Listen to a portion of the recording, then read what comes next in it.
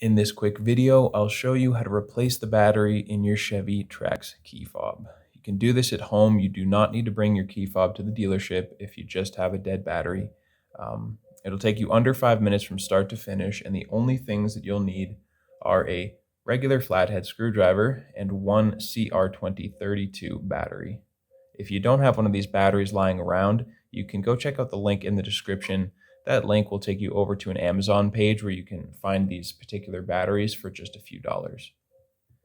One last note is that you can see I have the 4-button version of this device here. There's also a 3-button version as well. Doesn't matter which one you have, they're the same device. The process to open them up is exactly the same, and the battery they take is the same as well. So just follow along with me and we'll get a new battery in your device in no time. The first step is just to find the button on the left side of your device. You can go ahead, hold that button down, and pull out the internal key. Now hold on to this key because we're going to use this to pry off the back section of plastic. So go ahead, insert it back into the keyhole. Well, I'll just kind of show you quickly how to do this, and then I'll kind of give you the step-by-step. So we're just going in the keyhole, getting it kind of locked in this position, and just prying it open. It's actually really simple once you get a hang of it. The trick here, if I can just get this thing back together, give me a second.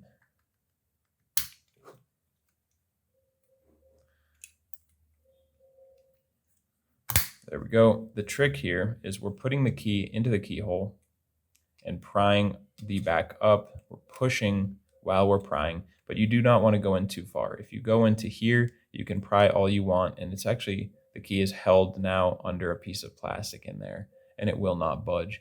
You just want to be in barely, and you'll kind of feel if you put it in, and now I'm applying some pressure up, and I slide it out.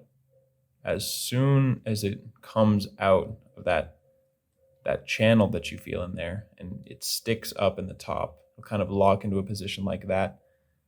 You know you're good to go. And you can test this by pushing, again, we're pushing forward while we're prying up, and just watch that little seam in the plastic and you'll see it start to open.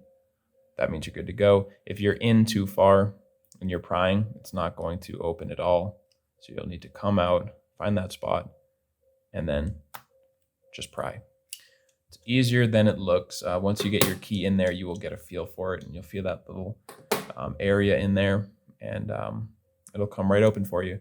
From here, we have the access to the battery, and we can just pull it out with our fingers, or if you have short nails like me, you can go grab your flathead, or really you could use a pen or pencil or a key or whatever you have lying around. We just want to get under the battery and lift it up.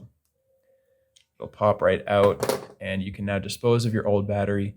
Take your new CR2032, and when you're putting it in there, you want to make sure that the positive side is facing down.